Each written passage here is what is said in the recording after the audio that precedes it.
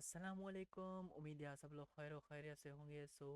आज का बीटीसी के मार्केट अपडेट और ओवरऑल मार्केट क्रिप्टो मार्केट की अपडेट में आपको बताता चलूँ कि तो आज हमारे ओवरऑल मार्केट में 2.75 ट्रिलियन का ओवरऑल मार्केट कैप था, जिसमें 4.86% का इंक्रीज़ हुआ है over the last trading day में। सही है। और 24 आवर्स में जो वॉल्यूम था वो 80.26 बिलियन का था, जिसमें 12.61% का डिक्रीज़ हुआ है, यानी कि सेलिंग वॉल्यूम मार्केट में आया है। और ओवरऑल डेफी कॉइन्स में कितना वॉल्यूम ट्रेड हो रहा है, तो वो है 5.84 बिलियन, जो कि है 7.28% ओवरऑल क्रिप्टो मार्केट का। और जो स्टेबल कॉइन्स में वॉल्यूम है वो 75.74% है, जो कि है 94.36% ओवरऑल क्रिप्टो मार्केट का। पीटीसी की डोमिनेंस जो है वो 61.00% है, तो बढ़ चुकी है 61%, और इसमें 0.27% का इंक्रीज़ हुआ है। अभी मार्केट फेयर और ग्रीड इंडेक्स की ओवरऑल बात करते चले तो वो है 18 आउट ऑफ 100, जो कि है कि मार्केट फेयर में ज़्यादा एक्सट्रीम फेयर में चल रही है। और अल्ट सीजन के हवाले से करें तो बीटीसी सी जो है 16% चल रहा है ओवरऑल बीटीसी में, और अल्ट कॉइन का फ़िलहाल 100 में से कोई ताल्लुक नहीं। सो आज की हमारी जो वीडियो है वो होने वाली है मैकडी इंडिकेटर के ऊपर, जो कि प्राइस एक्शन ट्रेडर्स के लिए एक अच्छी, क्या कहते हैं वो, एक सपोर्ट और रेजिस्टेंस का काम, यहाँ वॉल्यूम को ऐसा समझने की एडवांस लेवल में लेके जाता है। तो सबसे पहले मैं यहाँ पे इंडिकेटर टैब में सर्च करता हूँ McD. McD indicator moving average conversion divergence, इसका मुकम्मल नेम है। ठीक है, तो मैं इसको फेवरेट भी कर देता हूँ। और इसके हवाले से बात करते चले कि इसको यूज़ कैसे करना है, तो सबसे पहले मैं आपको बताता चलूँ। इसके लिए आपको अपनी मेजर सपोर्ट रेजिस्टेंस लेवल्स जो होते हैं वो आपको मार्कआउट करने अच्छे से आने चाहिए। और वो आप मेजर सपोर्ट और रेजिस्टेंस लेवल कैसे मार्कआउट कर सकते हैं, वो कर सकते हैं आप अपने इस प्राइस चार्ट को देखते हुए कि कहाँ कहाँ से मार्केट में बाइंग आई है। तो इस वाली कैंडल से मार्केट इस जोन से रिजेक्शन ले रही थी, इसका रीज़न था ये वाली कैंडल्स। ठीक है, ये लास्ट वाली बाइंग कैंडल्स। ठीक है, अभी मार्केट में कौन सी मेजर सपोर्ट्स हैं वो डे के टाइम फ्रेम में आप ड्रॉ कर सकते हैं, जैसे कि ये वाला जोन हो गया, या यहाँ से कीमतों में इजाफी, मतलब मार्केट यहाँ से रिजेक्शन लेके अप साइड में मोमेंटम दे सकती है। ठीक है। सो ओवरऑल डे पे आपने अपनी मार्किंग कर ली। सही है, मैं आपको इसका यूज़ कैसे समझा रहा हूँ कि आपको इसको यूज़ कैसे करना है। ठीक है, आप डे पे, वीक पे या मंथ पे मार्किंग कर लें तो भी अच्छी बात है। फिर तो और इजी हो जाएगा आपके लिए कि आपके पास मेजर सपोर्ट लेवल्स होंगी मौजूद कि मार्केट कहाँ से पुल बैक ले सकती है। अगर बेरिश है तो पुल बैक कहाँ से ले सकती है, और अगर आप सेलिंग में ही कंटिन्यूएशन ट्रेंड के हिसाब से करते हैं तो वो भी आपको मालूम हो जाएगा।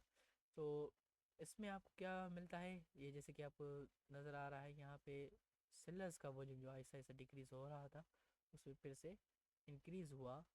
ठीक है, यहाँ पे जैसे जैसे मार्केट में ट्रांजैक्शंस कम होती है, इसका वॉल्यूम आहिस्ता आहिस्ता से कलर धीमा धीमा होता जाता है। सही है।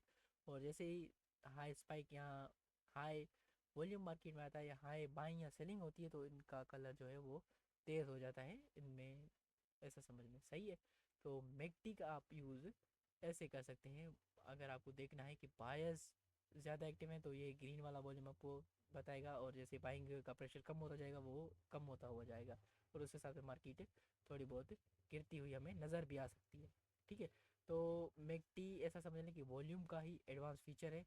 तो ये तकरीबन जो प्राइस एक्शन ट्रेडर्स हैं उनके लिए ये एक अच्छी सी, ऐसा समझ लें कि एक नेमत की तरह काम करता है। सही है। सो अगर आप प्राइस एक्शन को ही लें और वॉल्यूम का सिर्फ सहारा लें जो कि इस इंडिकेटर में आपको मिलता है, तो आपके लिए ट्रेडिंग इजी हो जाएगी। और इसके साथ जो ये ब्लू और ये जो येलो लाइन है, इसका भी मैं आपको यूज़ बताता चलूँ तो ये है ईएमए की लाइन है। ठीक है, इसकी आप लेंथ नॉर्मली रख सकते हैं 12 और 26, तो इसमें से इतना ज़्यादा फ़र्क नहीं पड़ता। और ये मिट्टी के ब्लू वाली लाइन है जो मिट्टी की है, और ये येलो वाली जो है सिग्नल का काम करती है। मैं ऐसा समझ लें कि ये आपकी ब्लू वाली जो है वो आपकी 12 EMA है, और ये 26 EMA है। ठीक है, इनको आप ऐसे ही रहने दें। और अभी इसको यूज़ के साथ कैसे कर सकते हैं, फॉर एग्जांपल अभी आपने मेजर सपोर्ट और रेजिस्टेंस अपनी मार्कआउट कर ली। सही है, डे के टाइम फ्रेम पे मार्केट ने क्या कर सकती थी, ये वाला लो लगा था, इसके नीचे मार्केट नहीं गई, एक मरतबा एक दिन में ट्रेड हुई, दूसरे दिन भी वहीं पे ट्रेड हुई, लेकिन वहाँ से रिजेक्शन ली। तो आपके लिए ये एक इंडिकेशन था।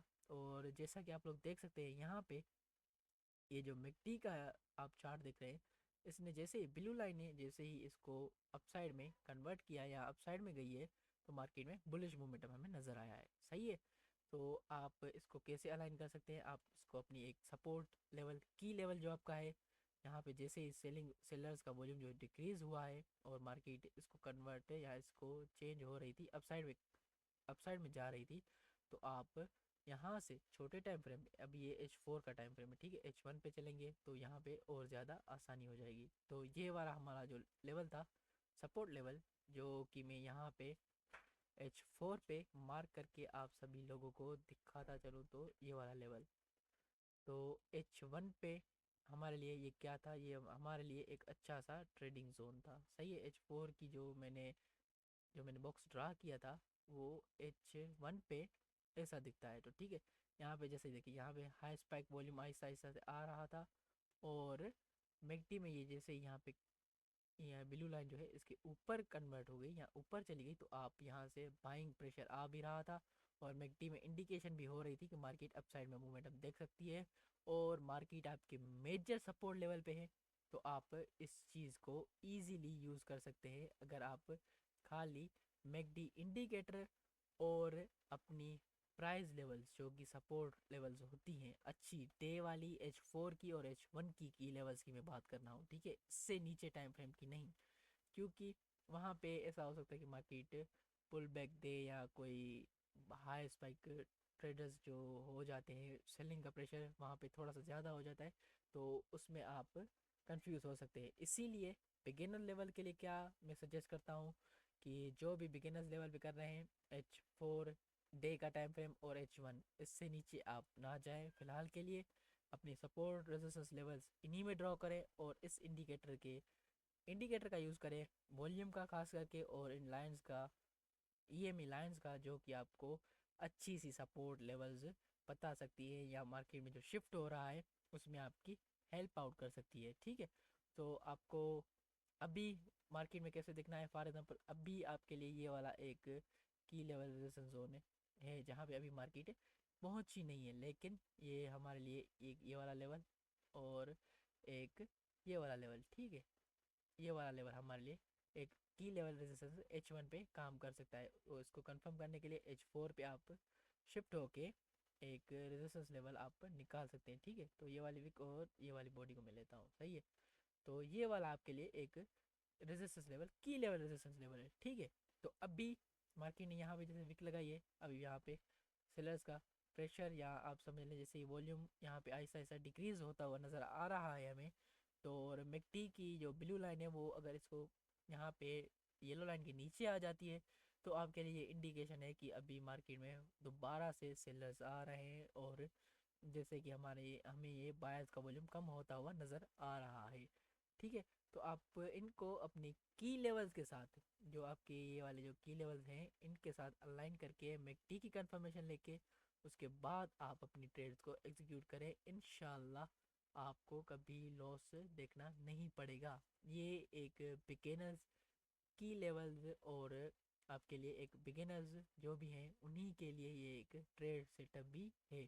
अगर आप इस चीज़ को अपनी ट्रेडिंग के साथ अलाइन कर लें, तो इंशाल्लाह आपको लॉस नहीं होगा, और आपकी ट्रेडिंग भी अच्छी हो जाएगी अगर आप खाली प्राइस एक्शन पे ट्रेडिंग करते हैं। तो उम्मीद है आप सभी लोगों को ये वीडियो समझ में आई होगी, और अगर नहीं आई तो आप कमेंट सेक्शन में कमेंट कर सकते हैं, या पर्सनली जिनके पास हमारा व्हाट्सअप नंबर है, तो वो वहाँ पे भी मेंशन हमें कर सकते हैं या रब्ता कर सकते हैं, तो उनके लिए इजी हो जाएगा। सही है। आज की इस वाली वीडियो में इतना ही, मिलते हैं अगली वीडियो में, तब तक के लिए अल्लाह हाफिज़।